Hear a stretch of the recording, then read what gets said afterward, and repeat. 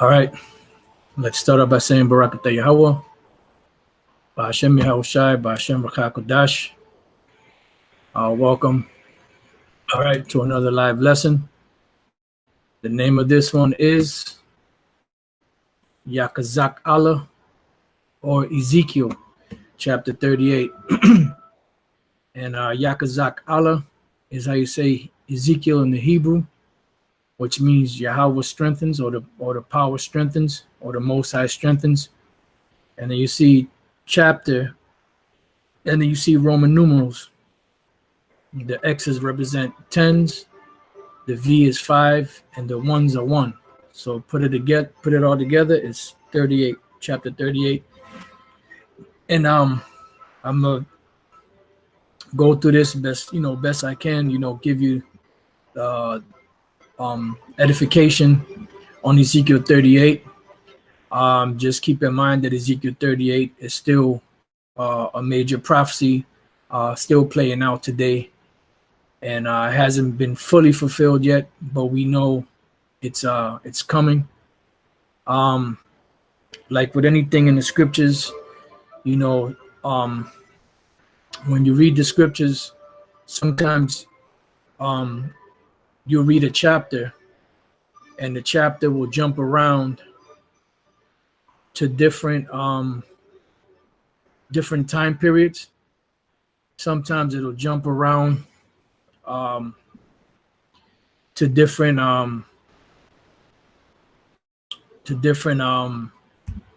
what's the word I'm looking for? Different topics, and some things are straightforward, some things are in a mystery, nevertheless, that's how the scriptures are written, and through the spirit and power of Yahweh Bashem Yahushai, we give the sense of it as the spirit gives us utterance. One instant where scriptures jump to different topics, when you read in the book of Isaiah, the 60th chapter, you have the scriptures speaking about the future judgment of Esau and the nations going into slavery and captivity. Then all of a sudden it jumps to the chariots in one verse, and then it jumps back to the thought at hand. It's almost like you're speaking and you're talking about a certain subject, and all of a sudden you change the subject, for like 5 seconds, and then you come back to the original subject that you had before.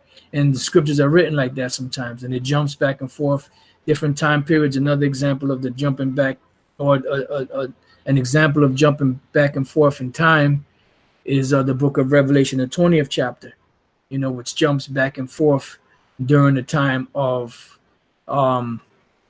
the Renaissance period, and also to the time of the end. So the book of Ezekiel, the 38th chapter, jumps around also, jumps around a little bit, but it's mostly dealing with future prophecy. The majority of the chapter is dealing with future prophecy. A part of it goes back in history, just a small part of it, because when you know history, you know that the nation of Israel, the 12 tribes, our people suffered captivity under different nations, and it's no different, from even if the captivity was a little lighter or heavier, we suffered captivity under all different nations, and we went into captivity under the Medes and the Persians also after the Babylonian Empire. So these are things to keep in mind when reading this chapter. And as Elder Apostle Tar has been saying, I'm gonna repeat it, that World War III will not happen, until the mark of the beast is fully established. So brothers that are teaching that, World War III is happening or is about to happen, the World War III is not gonna get into full bloom or explode on the scene, so to speak, until the mark of the beast, which is the microchip, is fully implemented. So if any brothers are teaching that the market, that World War III is about to pop off, you know, you got to make sure you qualify that by saying that the mark of the beast, which is a microchip, has to be fully implemented first before World War III can actually happen. But I'm gonna just click over, and what you see here is just a map, you know, of the Middle East. You know, it has some ancient names, some modern names, and the reason why I went here is because the areas that we're focusing on in this map will be the Middle East, which, as you can see, this is comprised of the Middle East here. You know, you have the Caucasus Mountains to the north, Armenia, the Euphrates River, which is a major place, you know, in the scriptures, you know, that the scriptures speak about. You know, you have Mesopotamia, Assyria, Haran, so on and so forth. And over here, what you see was Troy, Lydia, Hittites, Anatolia. This is modern day Turkey. And some of these nations, or this area here, has a lot of these individuals that is spoken of in the book of Ezekiel 38. So let's get to it. Ezekiel 38:1, it says, "And the word of the Lord came unto me, saying, Son of man, set thy face against Gog." Now, Gog is today, modern day Gog would be so-called Russia. You know, back in the days, you had the Medes that actually lived in that region. I'm not sure if this will allow me to make a bigger. I think I try to go here. No, it won't get any bigger than that. It's pretty much the same. I believe it's the same size. Anyway, as you can see here, bear with me 1 second. As you can see here, they have Magog here and Gog. You know, Gog is in this area up here, what they call today Georgia, which used to be a part of Russia. And if you know anything about the USSR, after it broke up, the Lord said he's going to put hooks into their jaw, and he's going to cause a company of nations from the north to come together. And that's the so-called USSR coming back together, you know, under Russia, and those different separate states now that broke away from Russia will be getting back together with them, you know. So this is the area of so-called Russia today. But back in the days, up in this region here, where you see Togama, this region here, which today, this is where the Caucasus Mountain is. This is Georgia, Russia, or used to be Georgia, Russia. It's just Georgia now. This is where in this area, and down here, a little further down here, this is where the Medes were located, down in this area here, you know. Right around here, you see the Caucasus right around in this area. When you look at a map of the Medes, you'll see that they'll locate them in that area around here. You know, you have Nineveh, you know, right around this area. All right, so going back, it says, Son of man, set thy face against Gog. So this is a direct prophecy against this particular nation, Gog, which today the so-called Russians are up in that land. It says, the land of Magog, the chief prince of Meshech and Tubal.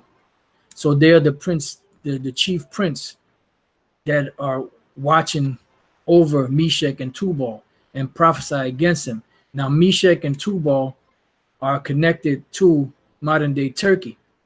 And when you check out these ancient names here in Ezekiel 38, you know, and you go and you check the map, a lot of these nations somehow, some way are connected to Russia, you know, because Russia has a lot of vested interest in these places.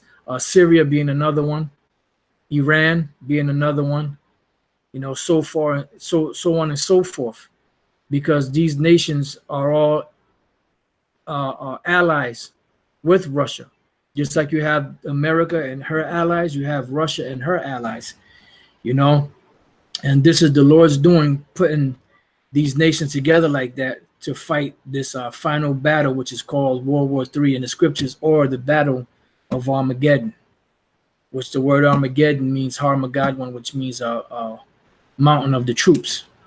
All right. So it says, and say thus, thus saith the Lord power, Yahweh Bashem Yahushua, behold, I am against thee, O Gog, the chief prince of Meshach and Tubal. So the Lord is against these Gogites, so to speak, which were up in the land of the Medes in that area. Why? Because at one time, the Medes came against the nation of Israel. The Medes and the Persians, because it was under the Medes, if I'm not mistaken, that the building of the temple had stopped, because Cyrus, the king of Persia, gave the decree that the temple should be erected, because he knew that he was the man that the Lord set up to give Israel the ability to go back and build the temple and rebuild Jerusalem. But then under the Medes, they stopped it. It says, so now the Lord is telling Gog, right? And I will turn thee back and put hooks in thy jaws. So what does that mean? If you have someone that's running a certain way and you put a hook in their jaw, what is that going to cause them to do? That's going to cause them to do a 180-degree turn. Just like if you cast a net, a fishing pole, into the water and you're fishing, and the fish might be flying by, might be swimming by, not flying by, swimming by, and then if the hook catches onto the fish's mouth, it's going to be turned in the direction of that fishing hook. So the Lord is directing Russia to go backwards, to the way that they used to be. Why? Because the Lord is eventually going to cause these nations that broke away from Russia, which was called at the time the Iron Wall, to come back together, to fight this great war that's about to come, which is the Battle of Armageddon. It says, and I will bring thee forth and all thine army. Now, Russia is a big country. When you look at a map of Russia, the map of Russia is a very big country. Let's see.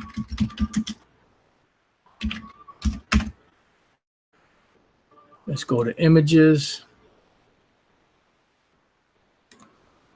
All right. So you have Russia, which is a great big country. You can't really see it that well here. Let me see if I click on it.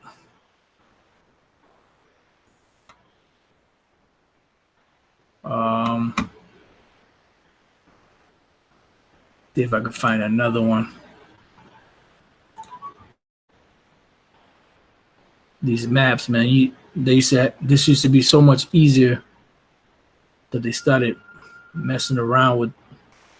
Used to be able to find all kind of maps and all kind of stuff real easy, but these devils, they cranking down. Well, anyway, you brothers could type it in. Russia is a big place, and here we go. And this is Russia here. All right. So all of Russia's armies are going to be sent into the Middle East, but there's going to be a remnant of their army that's going to be left there, which you read in Ezekiel, the 39th chapter. He said that he will leave but the sixth part of these. So if Russia's army is broken up into 6 parts, 5 parts of that army is going to be fighting this war, of Armageddon. And 1/6 of the Russian army is going to stay behind to protect the fatherland, so to speak. All right. So going back, damn, I hope I didn't get rid of another map that I needed. Probably did, but hey, oh well. All right. So it says, and I will bring thee forth in all thine army, horses and horsemen, all of them clothed with all sorts of armor. And we know today that is talking about the military men and the military forces, because back in the days, wars were fought on horseback, with all sorts of armor. But today, it's fought by what? By tanks, planes, helicopters, missiles, so their armies are going to be coming all are decked out for war. Even a great company with bucklers and shields. Why? Because this great company comprises the allies of Russia, but not only the allies of Russia, all of the ancient, or all of the former, or the majority of the former USSR nations. Because if you type in, let's go to, if you type in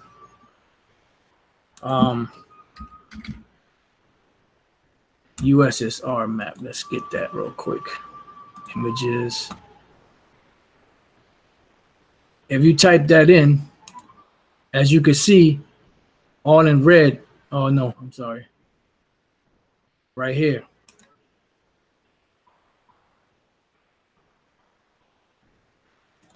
See, this was, I'm not sure if it's gonna let me get it any bigger.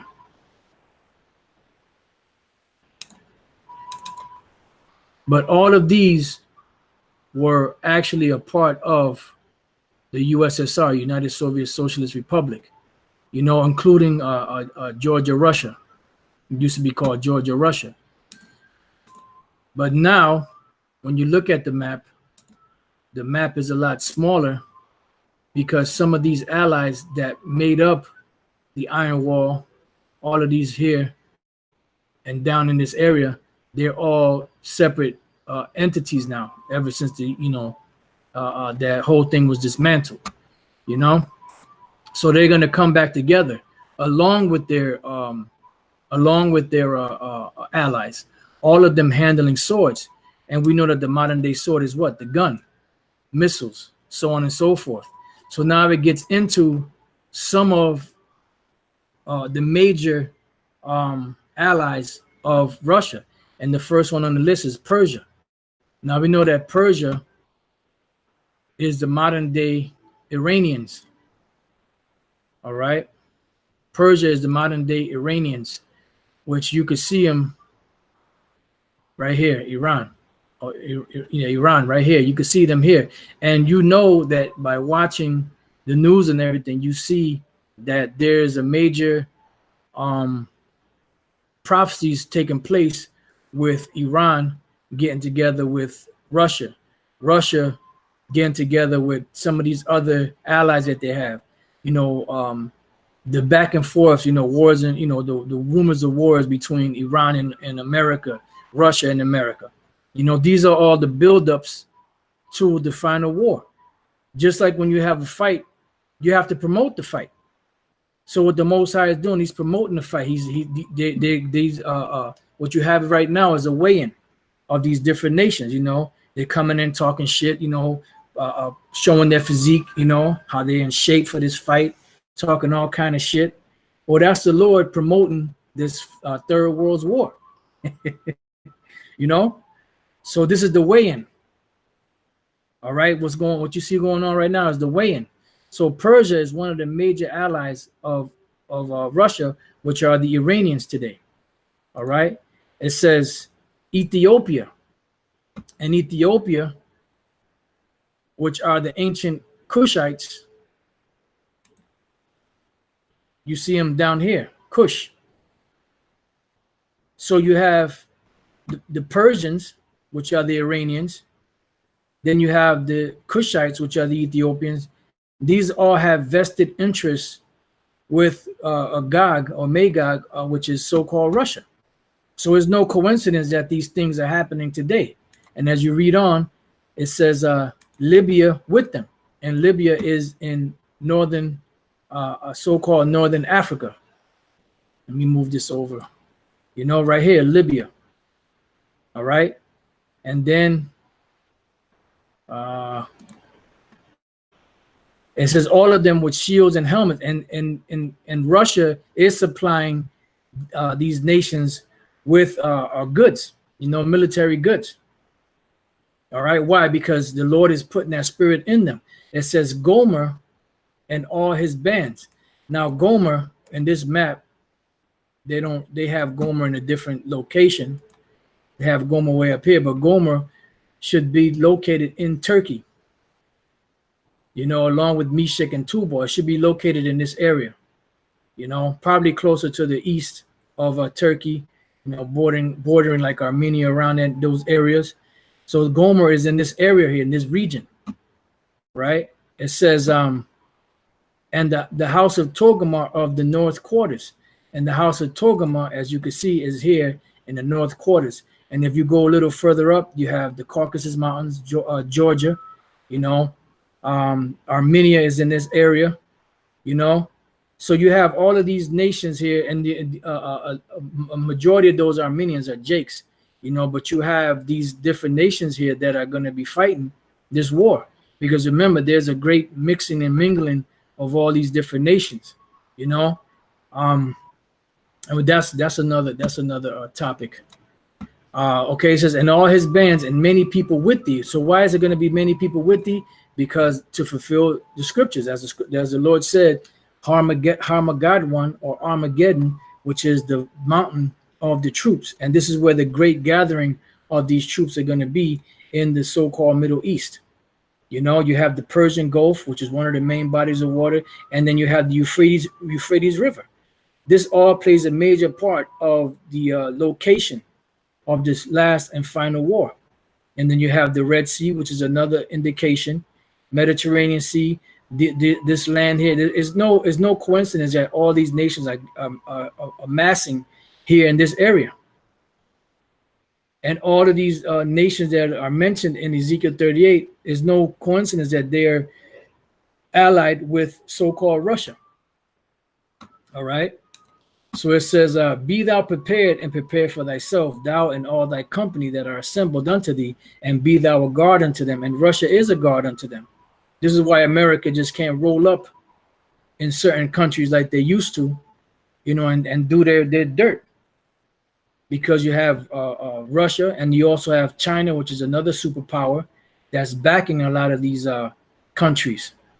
It says, after many days thou shalt be visited. In the latter years thou shalt come into the land that is brought back from the sword. Now this land that is brought back from the sword is talking about the land of Israel.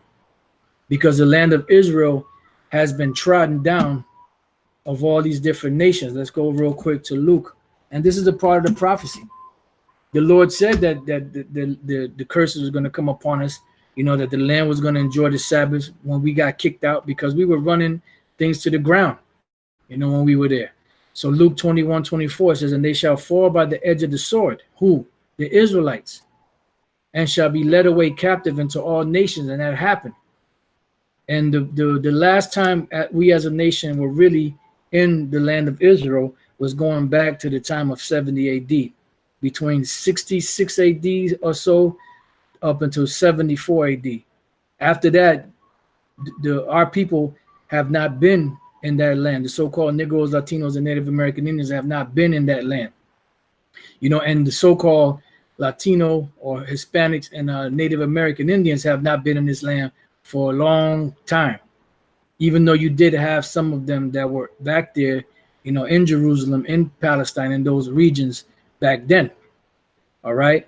It says, and Jerusalem shall be trodden down of the Gentiles until the times of the Gentiles be fulfilled. So it was trodden down.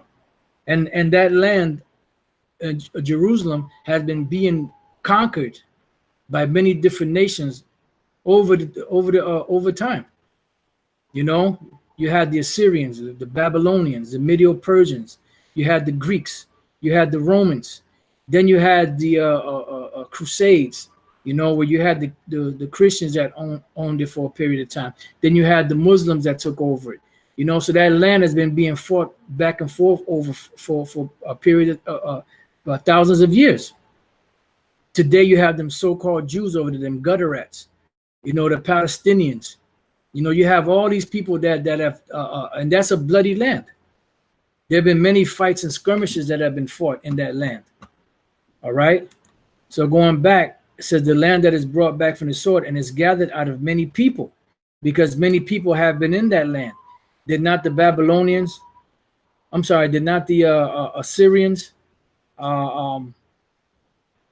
did not the Assyrians bring in many people down into that region? The Babylonians put people up in there, you know, so there have been many people that have been in that land. even to this very day, against the mountains of Israel, which have been always waste. But it is brought forth out of the nations, and they shall dwell safely, all of them. Because when the Lord comes back, we're going to go back to our land, and we'll be able to dwell there safely. This is why these people, these Israelites that are going to that land now and trying to pitch tent there, they're going off. Because the scriptures say that their land is going to be totally wasted, totally destroyed. It says that these Russian armies, thou shalt ascend and come like a storm. Thou shalt be like a cloud to cover the land. Thou and all thy bands, which is your armies. Like when you read about Acts the 10th chapter, Cornelius of the Italian band, that doesn't mean that he was an Italian. That means that he was of the Italian army. Bands means armies.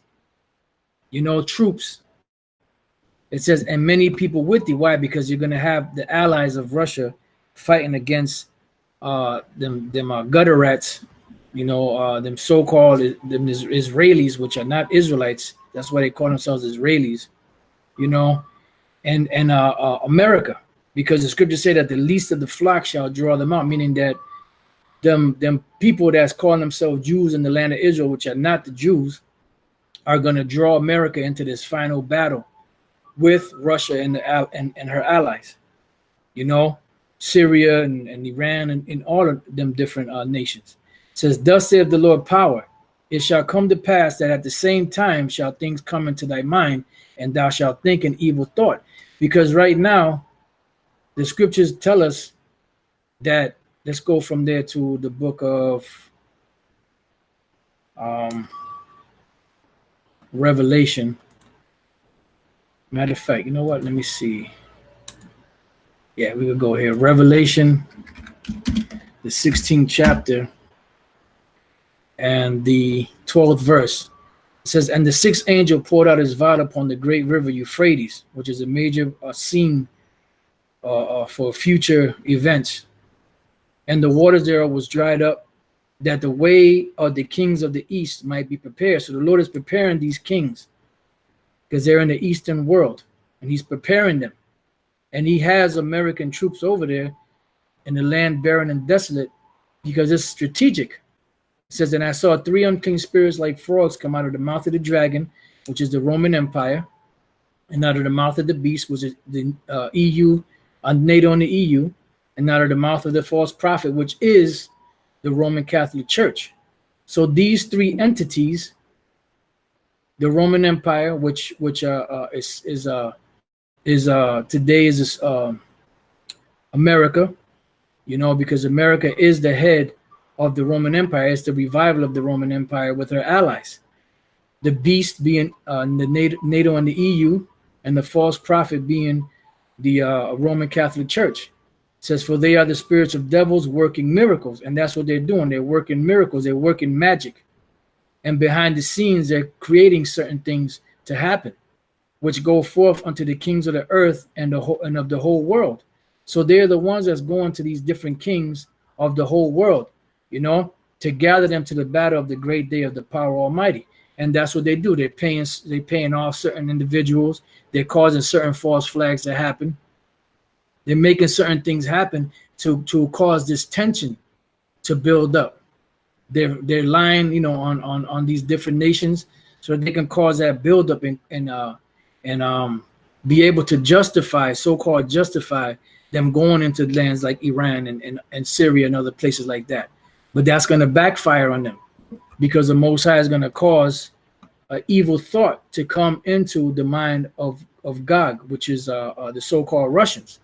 Because right now, you know, you got a lot of puppets out there, but something's gonna happen to where the Lord is gonna turn the tables on this devil, and he's gonna make these nations, you know, to come against America. And let's go from there real quick to the book of Proverbs 21. See, because Esau thinks that he's controlling things, but he's not. Even Esau himself, these international bankers are being controlled by the Most High. Proverbs 21:1, the king's heart is in the hand of the Lord. As the rivers of water, he turneth it whithersoever he will. So the king's heart, no matter what ruler is on the planet, The Most High is the one that's controlling their mind. And how does he do that? When men are sleeping, he seals the instructions. You know, when you're in your REM or REM sleep, you know, which is a rapid eye movement, the Lord is sealing your instructions.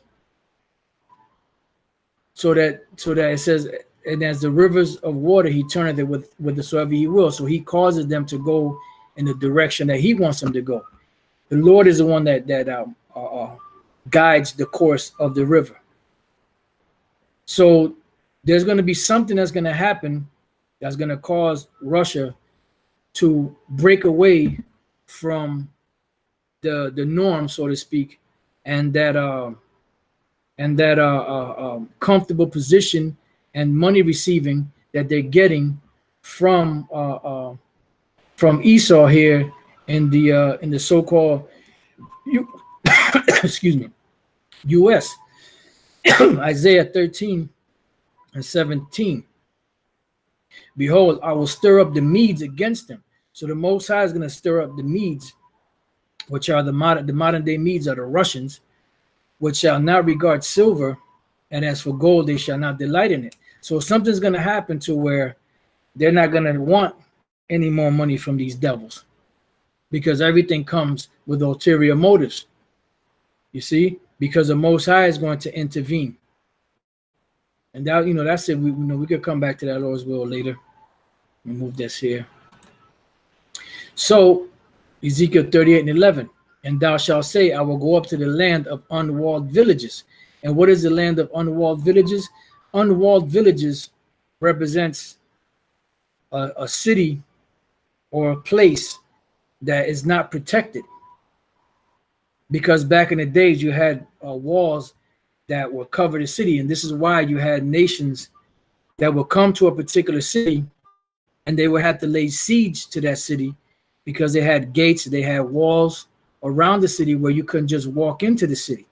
But America is a land of unwalled villages because they have no walls. They have nothing to stop you from coming in and out, outside of, you know, maybe having some checkpoints here and there. But they don't have any walls. So anywhere in the four borders of the so-called U.S., Babylon the Great, you can just walk right into this place.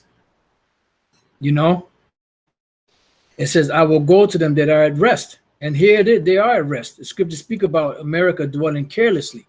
When you read Isaiah the 47th chapter, that dwell safely.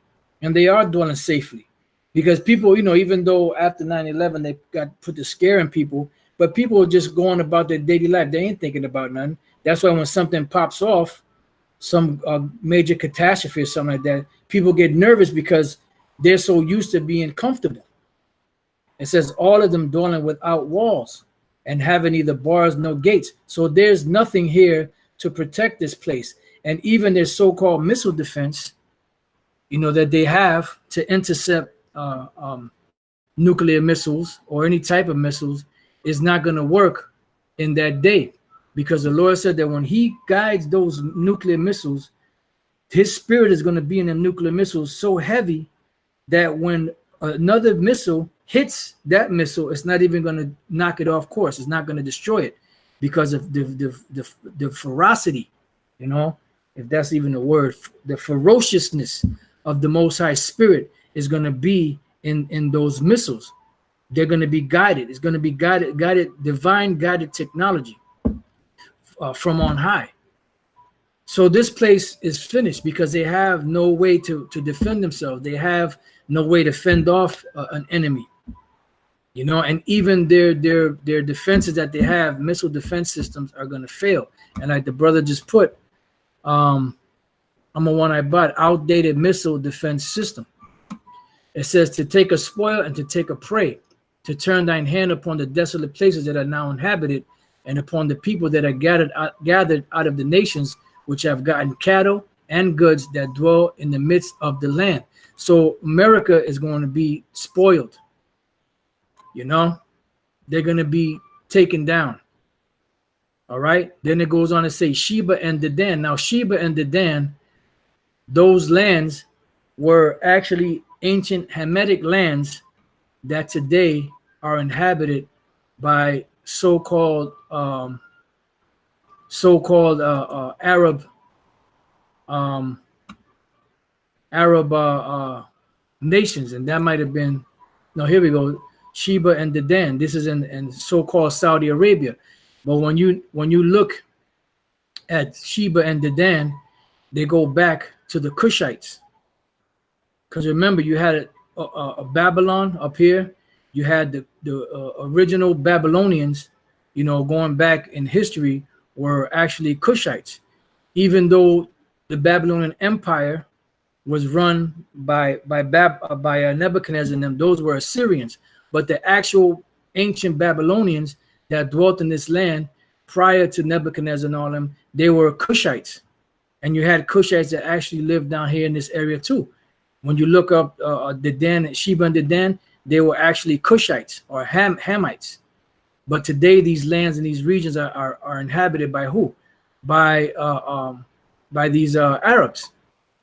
You know, and Russia has a big influence on a lot of these Arab or Islamic nations, like Persia, Sheba, Dedan, Kush, Libya.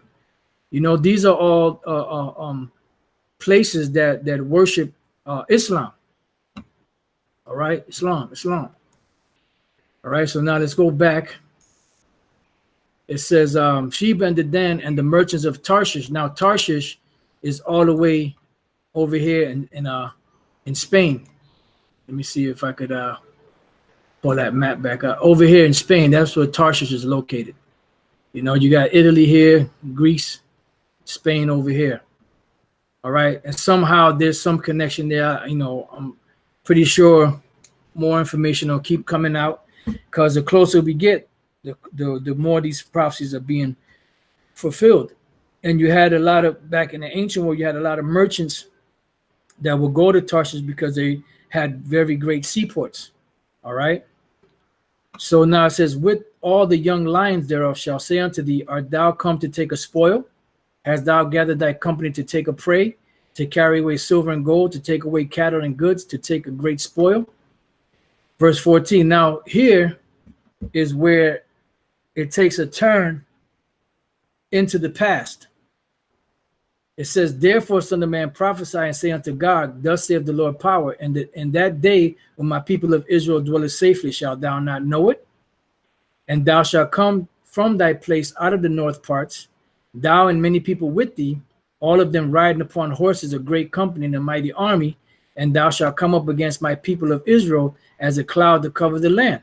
It shall be in the latter days, and I will bring thee again, bring thee against my land, that the heathen may know when I shall be sanctified in thee, O God, before their eyes. And these, and the ancient Medes, they did take over us. They did, we did go in captivity under them after the Babylonian Empire. You know, because that was a part of the prophecy. When you go back into the book of Daniel, the 2nd chapter, Daniel, the 7th chapter, and others, that was a part of what we had to go through, you know, as far as the prophecies were concerned, because you had major empires that were going to rule in succession until the time when the end would come.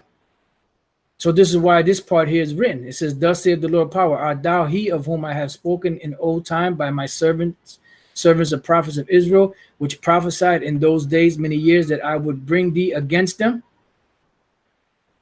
Now it jumps back into the future after the 17th verse. And like we mentioned to you, brother, before, when you go to Revelation, the book of Revelation jumps back and forth between the Renaissance period and modern day today until the destruction, you know, and you have to know when it jumps back and forth. All right. So the 18th verse says, and it shall come to pass at the same time when God shall come against the land of Israel. This is after that evil thought comes into their mind. And it shall come to pass at that same time when God shall come up against the land of Israel, because now it's talking about the land of Israel. It's not talking about the people. This is how we know that it jumps back and forth, because the people that are there in that land today are not the people of the Lord. They come out of the Khazarian Empire. They're Edomites, not Israelites. And the Lord said that that bastard shall dwell in Ashdod. So it says, and it shall come to pass at the same time when God shall come against the land of Israel, said the Lord power, that my fury shall come up in my face, for in my jealousy and in the fire of my wrath have I spoken. Surely in that day there shall be a great shaking in the land of Israel. And what's going to cause this great shaking in the land of Israel? Well, let's go real quick to Isaiah 24. And there's many precepts you could go to. Revelation 16 speaks about a great earthquake, and other scriptures speak about them great earthquakes that are going to happen. And what's going to cause those great earthquakes is going to rock the whole earth back and forth when the missiles hit. This is Isaiah 24 and 20. It says, the earth shall reel to and fro like a drunkard, and shall be removed like a cottage, and the transgression thereof shall be heavy upon it, and it shall fall and not rise again, meaning that the rulership of the Edomites will fall and not rise again. So that great shaking is from those missiles hitting this place and rocking it back and forth. You know, it says, so that the fishes of the sea and the fowls of the heaven and the beasts of the field and all creeping things that creep upon the earth and all men that are upon the face of the earth shall shake at my presence. So whoever is left on the soils of this earth, when the missiles hit, they're going to be rocking to and fro. The only ones that's not going to be rocking to and fro are the elect that are going to be in the chariots. And the people that are here on the soils of America will be burnt up to a nuclear crisp. And on the soils of the land of Israel will be burnt up to a nuclear crisp. And if there's any other place that gets hit by those missiles, they will be burnt up to a nuclear crisp. But the fishes of the sea, the beasts, the fowls of the heaven, even the fowls of the heaven are going to be rocking back and forth from the devastation and the motion that the missiles are going to hit the earth with, so much that even the birds in the heavens are going to be shaken and be all messed up and not know what the hell is going on. You know, and this reminds me of that vision that A. Allen had, where he said they saw the missiles come out of the sea like fish, you know, jumping out of the sea. You know, so even them fish are going to be rocking to and fro. It says, and the mountains shall be thrown down. I mean, the mountains represent the governments, shall be thrown down, and the steep places shall fall, and every wall shall fall to the ground. So there's not going to be any more militaries left to muster themselves back up after this destruction. Because right after the destruction, when we come back down, the Lord's will, you know, we be the elect. We're going to go around gathering these international bankers and these top nobles among these nations, and we're going to go around burning these weapons that are left, you know, around the world with spiritual fire to get rid of it once and for all. It says, and I will call for a sword against him throughout all my mountains, saith the Lord Yahweh Shem Yahushai. Every man's sword shall be against his brother. So there's going to be a major war, which is called World War III, the War of Armageddon, happening. And in the midst of all that, what's going to happen is they're going to stop fighting each other and try to fight against Yahushai. And guess what? They're going to get smashed. It says, and I will plead against him with pestilence and with blood. You know, and the pestilence represents what? It represents these missiles. But also you're going to have actual diseases that are going to be let loose out here, that are already let loose out here.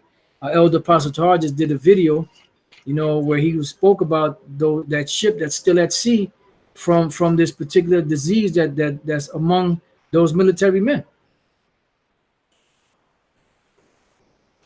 And I will rain upon him and upon his bands and upon the many people that are with him, and overflowing rain and great hailstones, fire and brimstone, because Russia is going to get caught up in this also.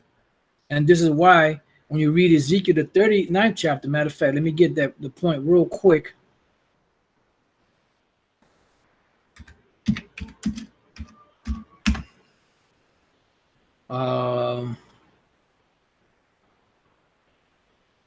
The 11th verse, and it shall come to pass in that day that I will give unto Gog a place there for graves in Israel, because they're going to be in that land and they're going to be put to death. and there's going to be a lot of different bodies left around. You know, let the bodies hit the floor. So the valley of the passengers on the east of the sea, and it shall stop the noses of the passengers, and there shall they bury Gog and all his multitude, and they shall call it the valley of Hamon-Gog. Which I'm not sure what the valley. I'm not sure what that word means. I never looked it up. Hamawan Gawag, multitude of Gog.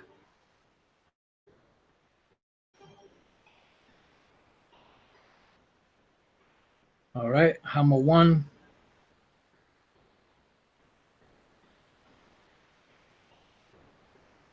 Abundance. So Hamawan Gawag, according to this, means multitude of Gog. All right. So that's going to be pretty much their gravesite. And this is going to be the first job of the international bankers and them noble families among these other nations. You know, they're going to go around, especially Esau, they're going to go around digging holes and burying these dead bodies that are going to be left all around. It's going to be a great slaughter. The Lord said the slain of the Lord shall be many in that day. So going back to Ezekiel 38, it says, and I will rain upon him and upon his band and upon the many people that are with him, an overflowing rain and great hailstones, fire and brimstone. That's dealing with those missiles. Thus will I magnify myself and sanctify myself, and I will be known in the eyes of many nations, and they shall know that I am the Lord, Yahweh Bashem Yahushai. And this is the same way that he did the Pharaoh of Egypt. He built the Pharaoh of Egypt up so that when he destroyed them, his name was magnified. So he can wear Pharaoh's destruction upon his shield, so to speak. You know, because when you go to battle and you have a worthy opponent, so to speak, and you have someone that that's considered a great warrior, and you take him down, you wear that in honor. So you're wearing him on your shield because you were the one that took him down. I just read that earlier. Exodus 14:4, it says, and I will harden Pharaoh's heart, that he shall follow after them, meaning after Israel, and I will be honored upon Pharaoh. Why? Because the Most High is the one that took Pharaoh out and his armies, and upon all his hosts. Because you have assholes that say, well, no, Pharaoh didn't die, it was just the army. No, Pharaoh and his hosts, the Most High, it says, and I will be honored upon Pharaoh and upon all his hosts. So the Lord destroyed all of them, that the Egyptians may know that I am Yahweh, and they did so. All right. So that's an honorable thing when you're able to take your enemy down, especially someone that was supposed to be a worthy opponent. All right. Let's see what else we got. Ezekiel 13:17. We'll read that again. Behold, I will stir up the Medes against them, which shall not regard silver, and as for gold, they shall not delight in it. So it's going to come, something going to happen to where all this money you're paying out to these Russians and other nations is going to fail you. It says, their bows also shall dash the young men in pieces. What are the bows? These missiles. And they shall have no pity on the fruit of the womb. Their eyes shall not spare children. Why? Because when the missiles are let loose, and when these so-called Russians let go of those missiles, and these other allies of the of America let go of their missiles, they're going to have the spirit of the Lord upon them. They're going to be possessed to do this thing. And Babylon, which is America, Babylon the Great, the glory of kingdoms, because this has been the most glorious kingdom ever, the beauty of the Chaldees' excellency, and the Chaldees represent the wise men of Esau today, shall be as when the Most High overthrew Sodom and Gomorrah. And the ancient Babylonians were not thrown down like ancient Sodom and Gomorrah was thrown down. Ancient Sodom and Gomorrah was thrown down by what? By nuclear fire that the Most High caused to fuse together in the heavens. You know, and he caused that to happen, you know, to rain fire upon Sodom and Gomorrah. So the same way they were destroyed is the same way that the Lord is going to destroy Babylon the Great. And the ancient Babylonians and Chaldeans were not destroyed like that. They were taken by Darius the Mede without a major war happening. Jeremiah 51:1, make bright the arrows, gather the shields. The Lord hath raised up the spirit of the kings of the Medes for his devices against Babylon, America, Babylon the Great, to destroy it, because it is the vengeance of the Lord, Yahweh, Bashem Yahushai, the vengeance of his temple. And this is why the Lord said, rejoice over her. When you see the vengeance upon this place, you see it being taken apart by the prophecies of Yahweh, Bashem Yahushai, we're supposed to rejoice, because this is the Lord avenging us on this devil. There's another point. I'm not sure if this is it. Let me see. Let me just. No, it must be the 50th chapter then. Bear with me.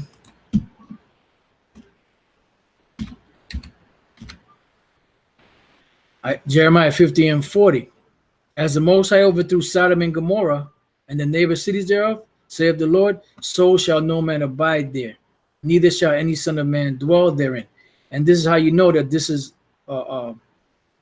connected to Babylon the Great and also to Esau. When you read up the 31st verse, it's speaking about Babylon.